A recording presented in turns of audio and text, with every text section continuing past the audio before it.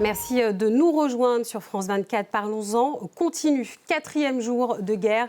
L'armée libanaise retire des militaires dans plusieurs points du sud du Liban, près de la frontière avec Israël, alors que l'armée israélienne frappe massivement Beyrouth. Images en direct. Des soldats israéliens sont déployés en plusieurs points dans le sud du Liban. L'aviation israélienne a également lancé des frappes ciblées contre des postes de commandement du régime iranien et du mouvement islamiste libanais Hezbollah. L'ambassade américaine de Riyad ciblée par des drones iraniens. Washington invite les ressortissants américains à quitter le Proche-Orient et promet une riposte. De leur côté, les gardiens de la révolution disent avoir attaqué une base américaine à Bahreïn.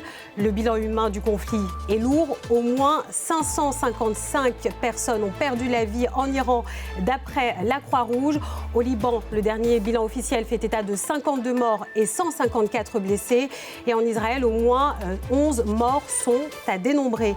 Nous serons en plateau avec nos invités. Camille Lons, directrice adjointe du bureau de Paris du Conseil européen pour les relations internationales. Aïda Tavakoli, cofondatrice de We Are Iranian Student. Et puis notre chroniqueur France 24, Karim Yayaoui.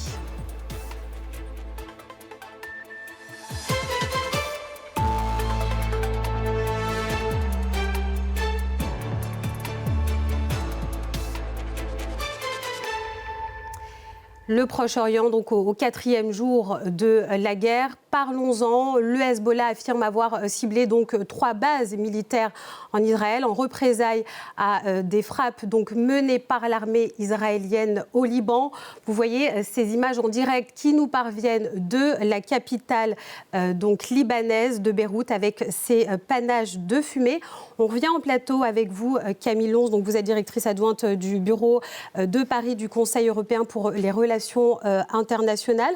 Quand on voit comment le Hezbollah a pu frapper le territoire israélien avec des drones, des missiles, est-ce à dire aujourd'hui que le régime iranien a toujours finalement du soutien et que ces soutiens ont encore des capacités de nuisance ? Alors, il a du soutien et surtout, il a d'autant plus de soutien vis-à-vis du Hezbollah que l'influence de l'Iran envers le Hezbollah s'est beaucoup renforcée ces dernières années depuis la mort de Nasrallah, qui était donc le leader du Hezb. Et donc, en effet, on voit il fallait s'y attendre, c'est-à-dire que l'Iran est en train de mobiliser tous les outils qui sont à sa disposition en ce moment pour infliger le maximum d'impact et de coûts à la fois à Israël, aux États-Unis et à leurs alliés dans la région. Ça implique notamment l'utilisation de ces proxys régionaux. Il y a le Hezbollah, mais il y a aussi les milices chiites en Irak qui ont aussi frappé l'aéroport et la base américaine près d'Erbil. Il y a les Houthis au Yémen qui ont aussi commencé à annoncer le fait qu'ils fermaient à nouveau la mer Rouge et feraient de nouvelles frappes contre Israël. Donc on a vraiment une mobilisation de tout ce réseau de proxy que l'Iran a déployé autour de la région, qui a été en partie, en effet, affaibli ces dernières années par les frappes, notamment israéliennes. Mais on voit que ces acteurs-là continuent d'avoir énormément d'impact. La question, c'est jusqu'à quand, en effet, ils peuvent continuer à infliger ces coups sans risquer d'être complètement anéantis par la puissance de feu israélienne. Vous parlez de la puissance de feu israélienne. On voit, alors qu'on voit encore ces images en direct qui nous parviennent de la capitale donc libanaise, Beyrouth, pilonnée par l'armée israélienne. Karim, pour autant, donc, le Hezbollah aujourd'hui est affaibli. Le Hezbollah est affaibli, c'est vrai qu'il lance ses dernières forces dans la bataille, c'est vrai que c'était inévitable finalement qu'il puisse intervenir parce que l'Iran est attaqué et parce que le lien historique entre le Hezbollah et l'Iran est particulièrement fort. On se souvient que lorsqu'il avait été décapité et que Hassan Nasrallah avait été tué, on avait considéré à ce moment-là qu'il ne restait pas grand-chose du Hezbollah. Beaucoup des lieutenants de de Nasrallah avait été éliminé. On se souvient de cette opération israélienne couronnée de succès avec des beepers qui avaient tué un grand nombre de membres actifs du Hezbollah. Mais à chaque fois, le Hezbollah est en capacité, à défaut de renaître de ses cendres, de continuer à exister et d'être menaçant. Et aujourd'hui, on voit qu'Israël, finalement, profite de cette guerre qui s'est élargie pour tenter de mettre véritablement hors d'état de nuire le Hezbollah de façon définitive. On sait que les Israéliens étaient encore présents sur le sol libanais, puisqu'il y avait en 5 points des soldats israéliens. Là, ils viennent d'élargir leur présence dans le sud du pays, aux grandes dames de Beyrouth et de l'armée régulière libanaise, qui depuis des mois tentait de rassembler ce qui restait de l'arsenal du Hezbollah. Et donc, on rentre dans une nouvelle phase où le Liban se trouve emporté dans cette guerre. Et vous dites que c'est aux grandes dames, effectivement, de Beyrouth, car les autorités libanaises ont condamné l'action du Hezbollah. Quelle lecture vous avez du fait que là, au moment où on se parle, l'armée libanaise a retiré ses troupes du sud du pays? Je pense que l'armée libanaise essaye d'éviter au maximum le risque d'une escalade et d'une confrontation directe avec Israël qui irait ensuite embraser le reste du pays. L'armée libanaise est dans une situation un peu compliquée parce que elle est elle-même en lutte contre le Hezbollah, à essayer de désarmer le Hezbollah. C'est quelque chose qui est un peu central dans l'évolution politique du Liban post-7 octobre, c'est-à-dire que le Hezbollah a été affaibli et le gouvernement libanais essaye d'affaiblir le plus possible le Hezbollah. C'est aussi une condition assez importante aussi pour avoir à nouveau du soutien international, pour reconstituer l'armée, pour soutenir le Liban financièrement, qui est dans une crise politique et économique extrêmement grave, et notamment pour avoir du soutien financier des pays du Golfe. Ces pays-là attendent que le Hezbollah soit désarmé et perde en influence au sein du système politique libanais. Et donc l'armée libanaise se retrouve un petit peu aussi entre ces différents feux. Aïda Tavakoli, vous êtes membre de la société civile iranienne. On va évoquer après la société civile iranienne. On s'intéresse pour l'instant à la société civile libanaise. Elle est confrontée donc au feu de l'armée israélienne. On a des déplacements de population en ce moment même de Beyrouth pour fuir les bombardements. Quel est votre sentiment ? Écoutez, je trouve que c'est un exemple aussi qui appelle à notre vigilance et à notre responsabilité. On voit comment le Hezbollah a été lui aussi extrêmement affaibli, que ses têtes ont été décapitées, ce qui est bien heureux pour beaucoup. Mais on voit le pouvoir de nuisance qui demeure malgré tout. On voit la difficulté à désarmer une organisation avec une telle idéologie.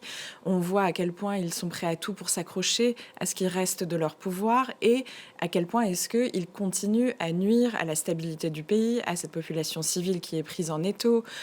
Donc c'est là aussi où quand on voit le parallèle qu'on peut faire entre les logiques d'organisation du Hezbollah et les logiques d'organisation du régime islamique, et qu'on sait à quel point est-ce que le régime islamique, lui, est massivement plus tentaculaire, avec des centaines de milliers de membres des gardiens de la Révolution qui sont toujours actifs, on se rend compte quand même que le chantier vers la chute du régime, puis ensuite la démocratie laïque en Iran, est quand même extrêmement long.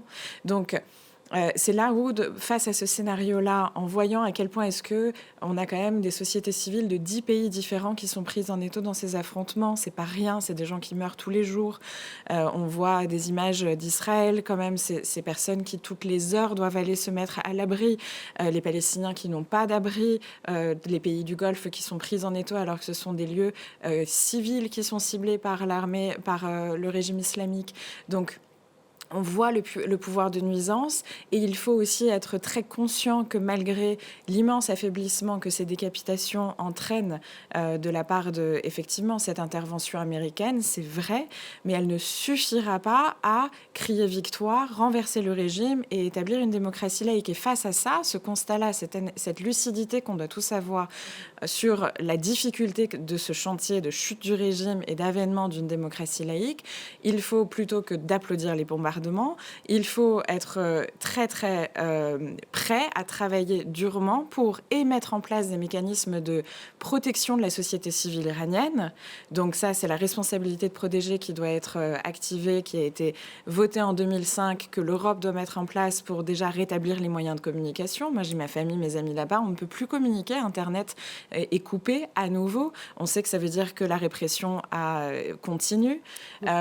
Donc les moyens technologiques pour protéger la société civile iranienne, et puis préparer un plan politique pour la suite. Un véritable plan politique de transition démocratique, ça ne se fait pas en proposant aux civils d'aller à main nue, après des bombardements et des morts à enterrer, prendre leurs institutions. Ça se fait avec un échéancier, ça se fait avec un budget, ça se fait avec l'opposition iranienne qui existe, avec laquelle il faut dialoguer. Il faut un plan politique pour transformer cette séquence extrêmement risquée en une véritable perspective d'une région apaisée.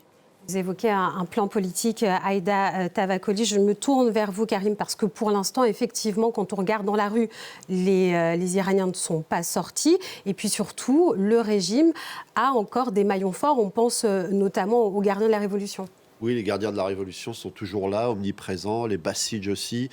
Et c'est vrai qu'entendre Donald Trump expliquer qu'il suffit de gagner les rues une fois que les bombardements seront terminés pour changer l'avenir d'un pays, ça semble totalement surréaliste. D'autant plus que le président américain a beaucoup louvoyé dans ce qu'il a présenté comme ses objectifs de guerre. À un moment, il a parlé d'un changement de régime. Ensuite, il a évacué cette solution. Il a évoqué à nouveau la possibilité de renégocier avec les Iraniens. Et puis aujourd'hui, l'objectif majeur, ce sont les missiles balistiques et la capacité balistique de l'Iran qu'il faut éradiquer parce que, selon lui, les Iraniens auraient été dans un temps plus ou moins proche capables de frapper jusque sur le sol américain.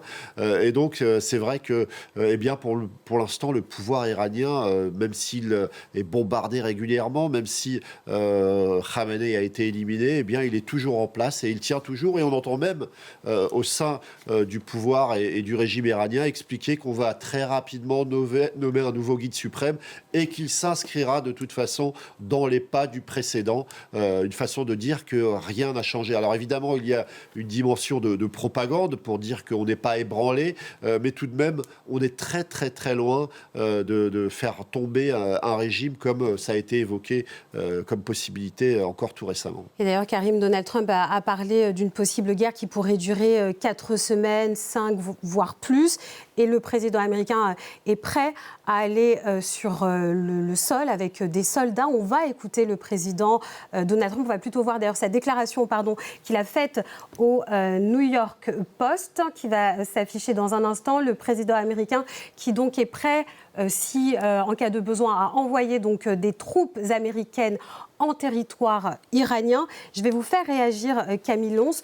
Quand on regarde, en fait, finalement, la frappe, les possibilités de frappe de Téhéran, on peut se demander combien de temps le régime peut tenir comme ça, avec les drones, les Shahed, etc. Combien de temps il peut tenir ?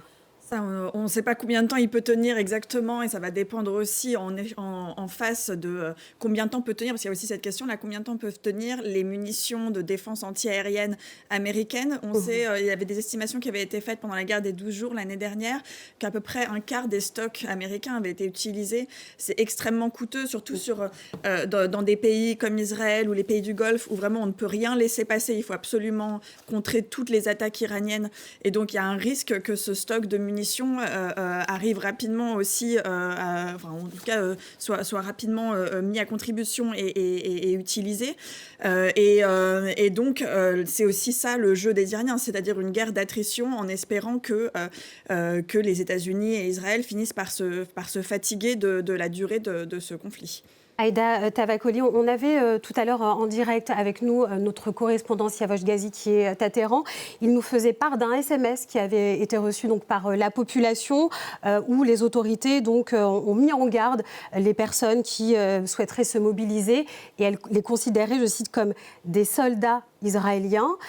Comment vous percevez ça? Est-ce que c'est une manière de faire pression sur la population iranienne pour qu'elle ne descende pas dans la rue? C'est une continuité de cette pression qui n'a en réalité jamais cessé. Sur les 60 jours de l'année 2026, on a comptabilisé 552 exécutions par pendaison. Les prisons sont devenues des abattoirs. La fabrication de dossiers falsifiés, que ce soit d'espionnage, de terrorisme et d'assimilation à une armée étrangère, c'est quotidien, ça ne date pas de cette guerre. Donc c'est aussi là l'importance de prendre la mesure de ce qui s'est passé au mois de janvier, les 8 et les 9 janvier. Il y a un documentaire formidable qui a été fait par France 24, mais qui documente la réalité de ce qui s'est passé les 8 et 9 janvier. C'est plus de 40 000 personnes, avec des chiffres en plus élevés encore qu'on entend parfois, qui ont été tués en 48 heures. C'est le nombre insupportable de morts à Gaza qui avait été atteint après 7 mois de campagne de bombardement massif. On parle de 48 heures. On parle d'une armée qui utilise des armes de guerre contre une population civile non armée, qui était sortie d'ailleurs en famille. C'est pour ça qu'on comptabilise aussi des enfants dans ces morts-là. Donc il ne faut pas sous-estimer le pouvoir de nuisance, bien sûr, à l'étranger de ce régime, mais surtout ne pas sous-estimer aussi la cruauté avec laquelle ce régime est prêt à se tenir au pouvoir, le nombre de personnes qu'il est prêt à tuer pour garder son pouvoir en Iran. Donc c'est là où il faut être extrêmement responsable quand on propose à une population civile non armée qui, il y a 6 semaines, a vécu des crimes contre l'humanité, n'a pas encore récupéré tous les corps et est en train de vivre des destructions massives dans son pays, de repartir dans les rues pour saisir ses institutions et faire une révolution. Il faut être un tout petit peu lucide sur la nature de ce régime et donc accompagner, si on veut véritablement qu'il y ait un changement de régime, si on veut véritablement que cette région soit protégée de ce grand sponsor du terrorisme, on le sait, de celui qui déstabilise autant cette région. Il faut accompagner la société civile de façon sérieuse. Il faut l'accompagner économiquement, politiquement. Il faut lui donner des moyens technologiques de mener sa révolution et de protéger son droit à l'autodétermination. Sinon, c'est le chaos. Sinon, c'est une garantie du chaos et de nouveaux massacres. Karim Aïda Tovakoli qui nous parle effectivement d'accompagner la société civile. Mais lorsqu'on écoute le discours maintenant des États-Unis, ça ne va pas dans ce sens-là. C'est pas ce que dit Pitex-7. Non, Pitex-7, il s'en moque complètement. Il explique qu'on n'est pas là pour ramener la démocratie ou pour aider un pays à construire son avenir de façon démocratique. Il l'a dit avec des mots très crus. On a vu aussi que Donald Trump ne faisait plus tellement fi du sort des Iraniens.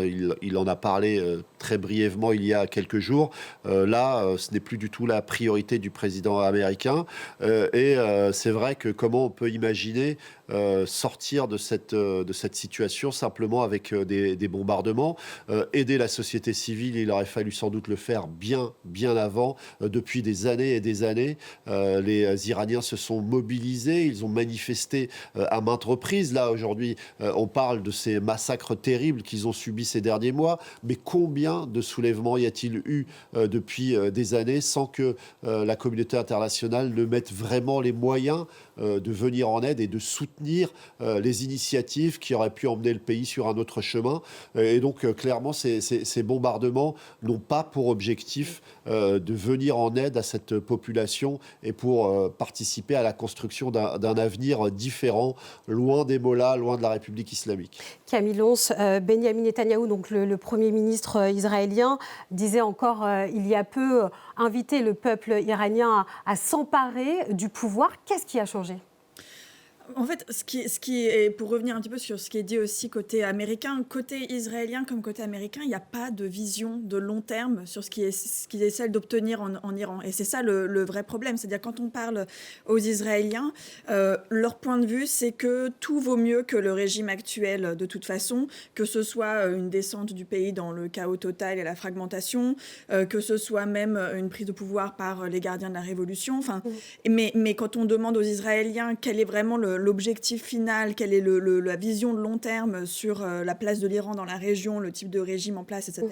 Il n'y a pas de vision, et c'est la même chose côté américain. Et ça reflète assez bien, en fait, la façon dont Trump fait de la politique étrangère, pas juste au Moyen-Orient, mais on a vu ses faits et gestes en Amérique latine, au Groenland. C'est-à-dire il cherche des victoires rapides, mais avec des actions rapides, mais sans plan de long terme et sans réelle vision. Et donc, en Iran, le risque, c'est de lancer un conflit qu'il espère être très court, parce que pour le public américain, il a été quand même élu sur des promesses plutôt de retrait du Moyen-Orient et des guerres sans fin dans lesquelles les États-Unis se sont engagés par le passé.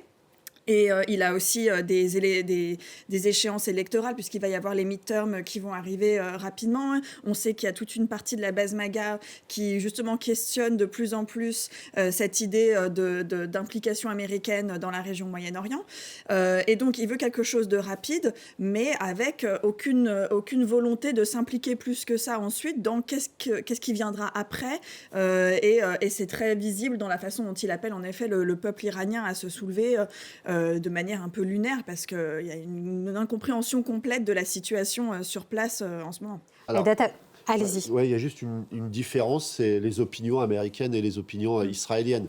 Côté israélien, il y a un consensus, il n'y a pas véritablement d'opposition au fait d'aller neutraliser une menace qui pèse sur Israël depuis toujours. On parle souvent de l'Iran comme une obsession de Benyamin Netanyahou, mais c'est vrai qu'à travers la société israélienne, il y a cette inquiétude depuis toujours, alors que côté américain, il y a beaucoup plus de défiance à l'égard de la stratégie de Donald Trump. Il y a des sondages qui sont sortis récemment qui montrent à quel point la société et l'opinion désapprouvent la politique va-t-en-guerre de Donald Trump du côté de l'Iran.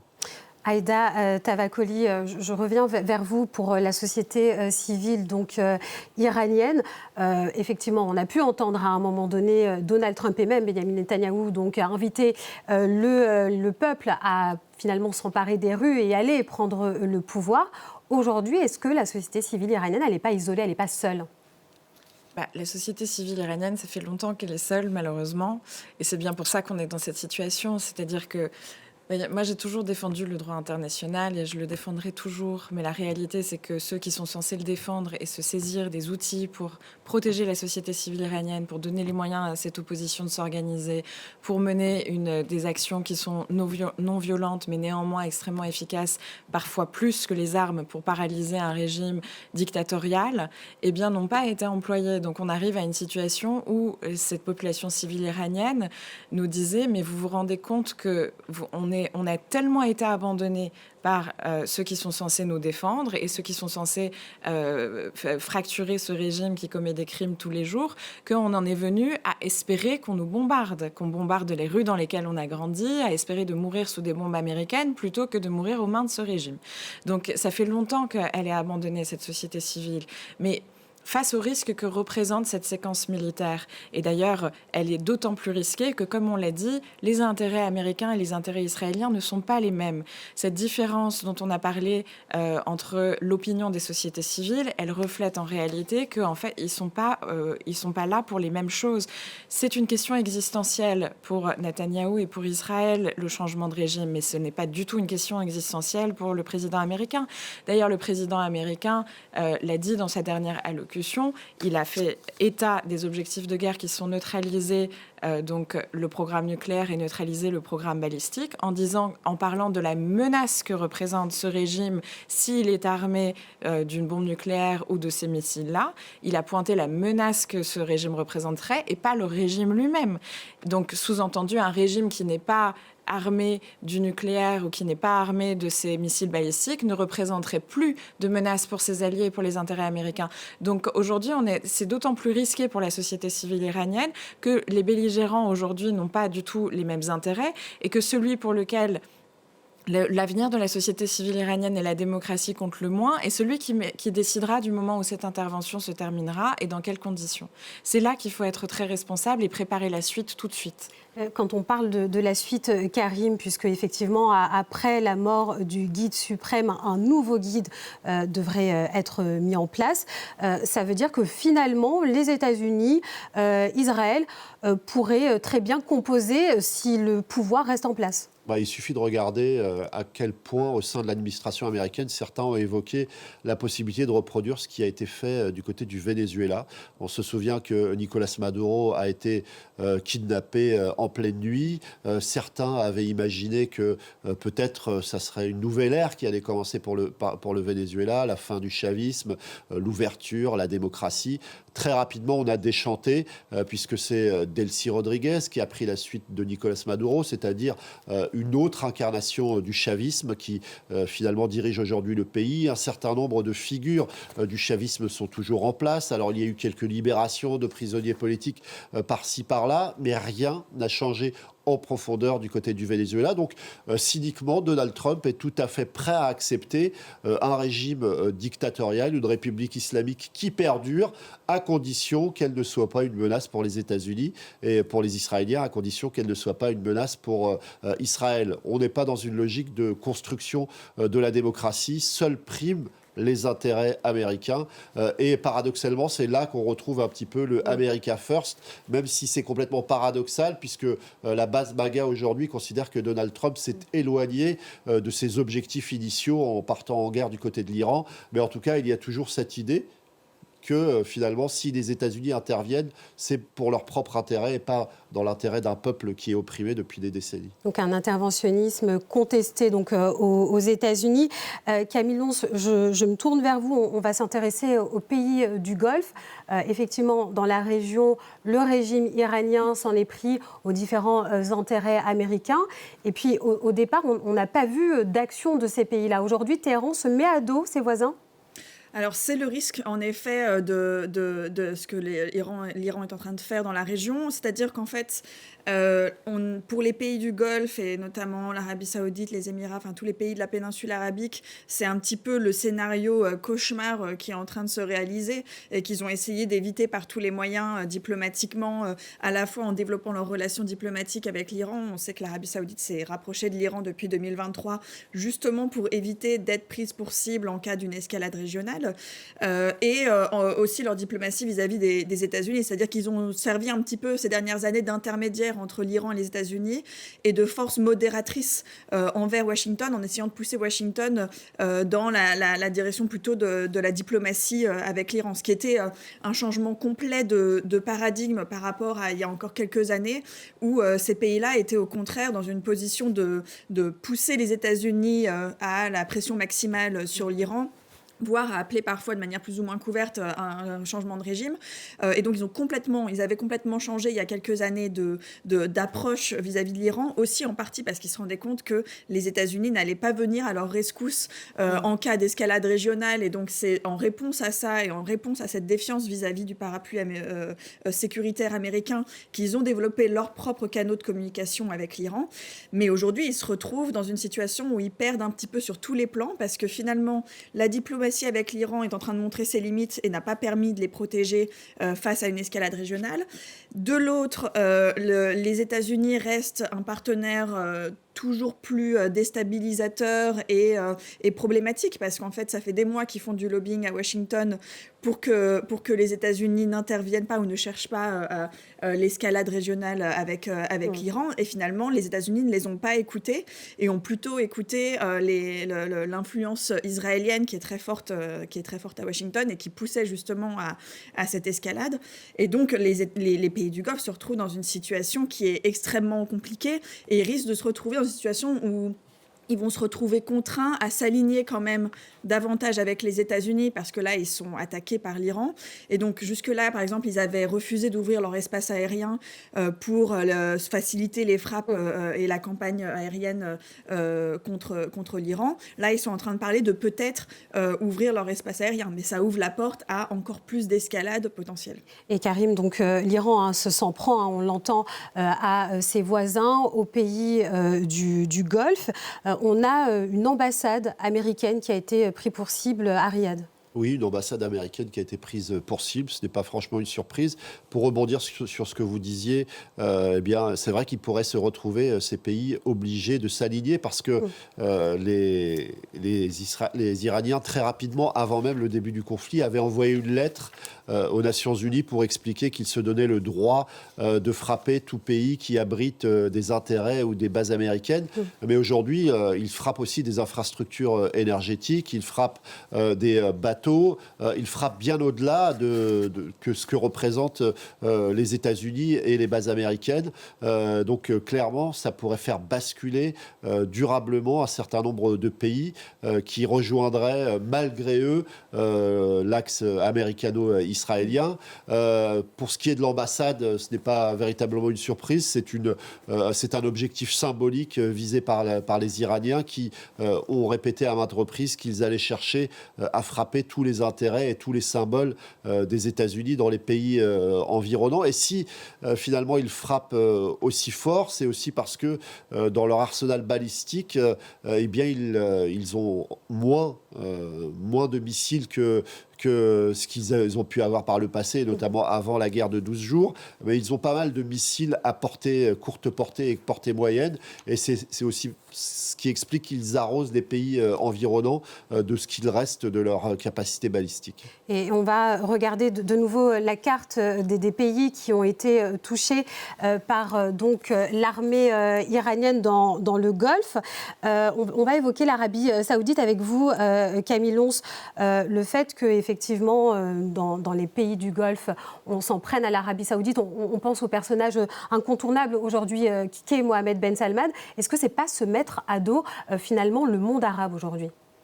Pour les Iraniens, si, c'est clairement le risque. C'est-à-dire jusque-là, en fait, la stratégie iranienne, c'est d'infliger les coups maximum pour essayer de faire pression sur les pays arabes pour qu'ils fassent eux-mêmes pression sur les États-Unis et Israël pour mettre fin à cette escalade militaire le plus rapidement possible. C'est-à-dire que les Iraniens ont compris que les Israéliens, finalement, avaient une résistance à ces attaques assez forte et donc une façon meilleure et plus rapide de faire pression sur les États-Unis, c'était de faire pression sur les partenaires régionaux. Mais le risque, en effet, c'est de se couper de ce levier qu'ils avaient jusque-là, qui était les pays du Golfe, l'Arabie saoudite, qui finalement, ces dernières années, jouait un rôle de modérateur auprès de Washington et servait un peu d'intermédiaire pour faire passer certains messages à Washington. Et ils risquent de s'en couper. Et en effet, ça va redessiner potentiellement un petit peu les équilibres régionaux et la relation entre l'Iran et les autres pays du Golfe. Vous restez avec nous, on va faire un gros plan maintenant sur la situation de la société civile en Iran, dans les diasporas du monde entier. Pour les diasporas iraniennes, donc ce week-end, elles ont montré leur satisfaction après la mort du guide suprême. Des manifestations ont notamment été organisées à Paris, dans la capitale française.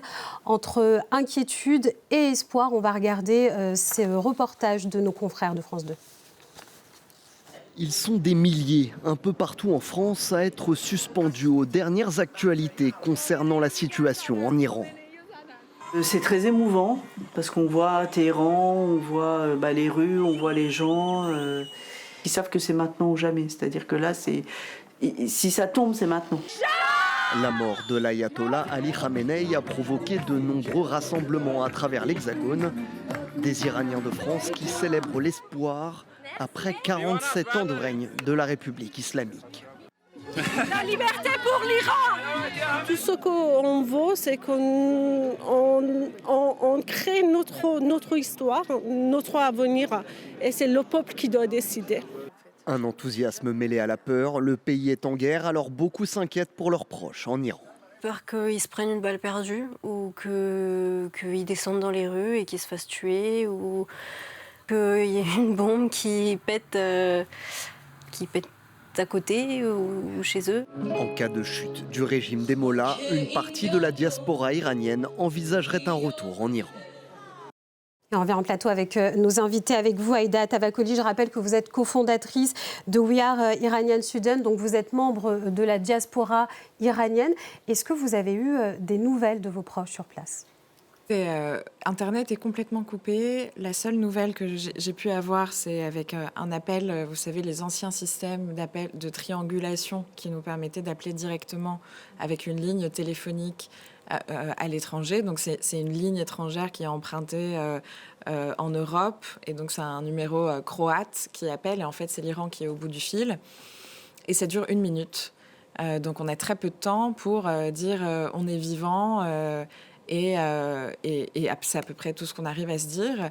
Mais l'appel que j'ai eu, c'était juste après justement la mort du guide. Et donc là, c'était des cris et des pleurs de joie et de soulagement. Et c'est vrai que moi, je me suis dit, je m'autorise une soirée de célébration et de pleurs de soulagement. Parce que c'était tellement émouvant de voir ces images qui nous arrivaient d'Iran, de personnes qui célébraient après ces mois et presque ces années d'images tellement difficiles qui nous parviennent de l'Iran. Pour une fois, on les voyait célébrer la mort du dictateur. J'avais tous ces souvenirs aussi des manifestations qu'on a faites, innombrables, dans lesquelles on criait mort au dictateur. Donc c'était une étape qui était fondamentale pour les Iraniens. Mais je me suis dit, je m'autorise une soirée parce qu'en fait, si on crie victoire trop vite, c'est là qu'il y a un véritable risque que l'avenir du peuple iranien, dont parlait très bien cette jeune femme membre de la diaspora qui dit c'est les Iraniens qui doivent décider. Eh bien, si on crie victoire trop vite, c'est cet avenir qui risque d'être confisqué par les intérêts américains, par la non-planification israélienne, par les pays du Golfe qui vont commencer aussi, eux, à avoir leur mot à dire dans ce jeu géostratégique. Donc, c'est quand même une situation très risquée. Bien sûr que on célèbre cette nouvelle que ce monde est débarrassé définitivement de ce dictateur. Parce que, bon, malheureusement, on n'a jamais vu un dictateur jugé et, ces 70 dernières années et mis derrière les barreaux. Le droit international est parfaitement inefficace de ce point de vue-là. Donc, on ne va pas regretter sa mort. Mais par contre, il y a encore beaucoup de boulot et il faut en être conscient et travailler sérieusement vers cet Iran libre qu'on souhaite tous. Alors, la mort d'Ali Khamenei, quand on vous entend, c'est une source d'espoir. Mais quand vous voyez ce qui se passe en ce moment en Iran, quel sentiment vous traverse ? Sentiment de responsabilité, c'est vraiment ce qui m'habite le plus. J'ai pas envie de dire quelque chose entre l'inquiétude et l'espoir parce que les deux sentiments sont passifs. On s'inquiète en observant, on a de l'espoir en observant et en fait je m'oppose à cet attentisme qui accepterait le hasard de cette séquence. Il faut refuser ce hasard, il faut être proactif dans la construction de l'issue de cette séquence militaire. Bien sûr que tous les jours, la séquence évolue. Avant-hier, M. Trump nous disait que c'était hors de question d'envoyer des troupes au sol. Hier, le discours a changé. Je suis parfaitement consciente, évidemment, que cette séquence militaire évolue tellement rapidement, avec tellement d'inconnus, que c'est difficile de se dire moi, je vais essayer de sécuriser l'issue et on va essayer de faire un plan politique qui va fonctionner. Mais si on ne fait rien, on est sûr de tout livrer au hasard. Donc, il faut quand même au moins mettre les moyens. Et les moyens, c'est quoi les moyens ? C'est des moyens technologiques déjà pour protéger la société civile iranienne tout de suite avant que l'intervention militaire s'arrête et qu'ils soient à nouveau dans un blackout et à nouveau massacrés. Il faut tout de suite leur donner les moyens technologiques de ne pas être dans le noir. Et puis ensuite, il faut dialoguer avec la diaspora. Et là, l'Europe a un rôle extrêmement important à jouer. L'Europe est complètement absente de cette séquence. Elle est prise, malgré elle, dans une collaboration pour la défense dans laquelle elle ne voulait pas aller. Et elle est dans un attentisme... pardonnez-moi, mais notre ministre des Affaires étrangères, pour l'instant, se concentre sur les numéros d'urgence des ambassades. Je ne sais pas quelle est la différence entre cette action-là et celle d'une ONG qui porterait assistance aux Français, aux 400 000 Français qui sont pris en étau. Alors là, Aïda Tavakoli, ça c'est votre lecture, puisqu'on a pu entendre hier en direct sur France 24 la prise de parole de Jean-Noël Barrot, qui a condamné fermement le régime des mollahs. Karim, je me tourne vers vous puisqu'on a évoqué effectivement l'Europe. On va commencer par la France. Hier, donc, Emmanuel Macron, en plus de Jean-Noël Barrot, s'est exprimé. Il se tient aux côtés de ses alliés. Oui, il se tient aux côtés de ses alliés. La position de la France a été aussi marquée par le fait que une base qui abritait un hangar français a été touchée de plein fouet par une attaque iranienne. Et c'est vrai que côté français, on veut s'inscrire dans une logique où tout le monde doit faire bloc et tout le monde doit finalement parler d'une même voix à travers l'Europe, ce qui n'est pas forcément le cas lorsqu'on regarde la façon dont la situation est perçue par les Allemands et par Friedrich Merz, qui considère par exemple que la légalité internationale de l'action de Donald Trump n'a pas forcément à être questionnée, alors que l'Espagne a une toute autre lecture des événements en refusant notamment que les Américains utilisent 2 bases espagnoles dans cette guerre. Donc si la France affiche cette volonté de se tenir à côté de ses alliés, comme souvent, eh bien, en Europe, ce n'est pas forcément le même son de cloche qui se fait entendre. Alors, et j'ajoute, pour compléter ce que vous dites, Karim, que le chancelier allemand Merz sera donc à Washington aujourd'hui. Je me tourne vers vous, Camille Lons, pour évoquer effectivement la France. Alors, Jean-Noël Barrot, le ministre français des Affaires étrangères, a indiqué que des Rafales avaient déjà participé à des opérations dans la région. Que dire de la position française et de son engagement aujourd'hui ? Alors en effet, les Français se retrouvent avec certains de leurs partenaires européens à hausser le ton. On a eu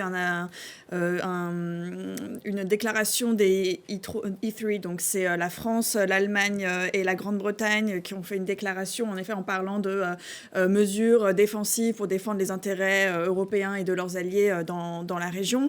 Ça découle en effet du fait que les intérêts européens sont de plus en plus directement frappés. Donc il y a la base française à Abu Dhabi, il y a aussi la base anglaise à Chypre et les Européens se sentent obligés de réagir de manière plus forte. En partie, c'est pas très clair encore quelle forme va prendre cette réaction sur le plan militaire. Une grande partie du côté français notamment, c'est que la France a des accords de défense avec un certain nombre de pays, notamment les Émirats, des accords de défense très importants. Et dans ce cadre-là, il s'engage à venir défendre ces pays partenaires Golfe et donc Jordanie, qui se retrouvent pris en étau de l'escalade. Mais je suis tout à fait d'accord avec l'idée que en fait, les Européens, depuis plusieurs années maintenant, surtout depuis le 7 octobre, sont extrêmement divisés sur le Moyen-Orient, extrêmement absents, n'arrivent pas à avoir une vision claire pour la région. C'est lié à plein de facteurs, notamment le fait que, en fait, en termes de priorité, malheureusement, la priorité aujourd'hui pour les Européens, ça reste l'Ukraine. Et donc, dans la position vis-à-vis des États-Unis, les Européens essayent de maintenir la relation avec Donald Trump la meilleure possible. Et ça explique aussi pourquoi, ça explique en partie les réactions très timides sur l'attaque américaine envers l'Iran, qui, il faut le rappeler quand même, est une violation du droit international et de la Charte des Nations Unies. Et donc, les Européens qui se veulent les garants quand même du droit international et qui sont souvent accusés de double standard quand il s'agit de défendre ce droit international envers l'Ukraine ou envers Gaza, se retrouvent quand même dans une situation de contradiction un petit peu de leur engagement. Mais ça s'explique en partie parce qu'il y a un besoin très fort de maintenir les États-Unis de leur côté. Et on va s'intéresser à la prise de parole du président Emmanuel Macron hier. Alors, ce discours était prévu de longue date sur le nucléaire. Le président français a évoqué le fait de monter en puissance sur la dissuasion nucléaire. On l'écoute. C'est donc avec beaucoup de gravité que je viens aujourd'hui annoncer à la nation une évolution à la hauteur de nos défis nationaux et européens.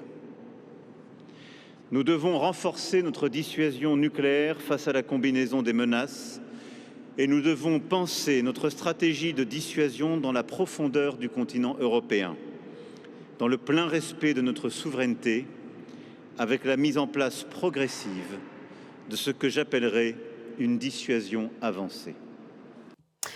Karim, qu'est-ce qu'on peut retenir de la prise de parole du président français hier sur le nucléaire? Le dernier mot, la dissuasion avancée dans la profondeur du territoire européen, c'est-à-dire que la France a toujours le contrôle de son arsenal nucléaire, mais elle va en quelque sorte élargir le chapeau de la protection nucléaire avec la possibilité de travailler en collaboration avec ses partenaires européens. La France qui, avec la Grande-Bretagne, est la puissance nucléaire de la région, en tout cas de l'Europe, même si la Grande-Bretagne fait un petit peu cavalier seul depuis le Brexit. Mais en tout cas, clairement, c'est un changement de paradigme. Depuis toujours, la protection nucléaire française était française et se limitait à l'être, même si évidemment, si un partenaire européen était attaqué, il pouvait y avoir évidemment une forme de dissuasion, mais la dissuasion était surtout assurée par les États-Unis, et c'est une façon de reprendre un petit peu en main le destin européen en matière de défense nucléaire. On aura notamment l'Allemagne qui participera à cette organisation. Aïda Tavakoli, je me tourne vers vous, puisque tout à l'heure, vous avez un peu pointé du doigt la politique extérieure pour l'instant de la France. Vous estimez aujourd'hui que Paris n'en fait pas assez ? Clairement, oui. Et d'ailleurs, on voit aussi dans ce discours la volonté du président Macron aussi. Il a parlé d'indépendance, il a parlé aussi de la distinction entre cette stratégie-là nucléaire et celle de l'OTAN qui ne s'y oppose pas, mais qui vient la compléter, qui vient offrir quand même une indépendance aussi d'un point de vue stratégique européen. Et je pense qu'il faut absolument aller dans ce sens de cette indépendance et se réaffirmer sur la scène géostratégique mondiale. C'est pas moi qui le dis, l'Europe sait très bien que c'est une question existentielle pour l'Europe aujourd'hui. On voit bien que la direction qu'a pris le président Trump n'est pas celle de l'identité politique, économique et sociale de l'Europe, qui défend la démocratie, qui défend les droits fondamentaux, qui défend notre modèle social, qui défend nos modes de vie.